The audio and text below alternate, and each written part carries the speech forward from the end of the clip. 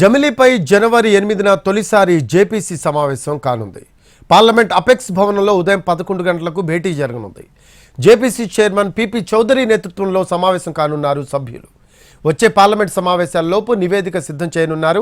Parliament budget సెషన్లో JPC నివేదిక ప్రవేశపెట్టే అవకాశం ఉంది. జమిలీపై వేసిన జాయింట్ పార్లమెంటరీ కమిటీలో మొత్తం 39 మంది సభ్యులున్నారు. లోక్సభ నుంచి 27 మంది, రాజ్యసభ నుంచి 12 మంది సభ్యులకు జేపీసీలో చోటు దక్కింది. ఏపీ నుంచి 4 సభ్యులు, తెలంగాణ నుంచి 1 ప్రాతినిధ్యం వహిస్తున్నారు.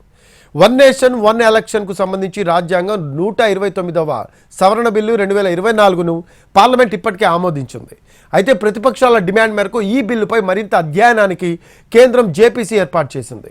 లోక్సభ నుంచి 27 మంది, రాజ్యసభ నుంచి 12 మంది ఎంపీలతో మొత్తం 39 మందితో జమిలీ బిల్లు జేపీసీని కేంద్రం నియమించింది.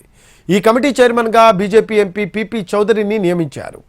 అధికార ఎన్డీఏ నుంచి 22 మంది, విపక్ష ఇండియా కూటమి నుంచి 10 మంది జేపీసీకి నామినేట్ అయ్యారు.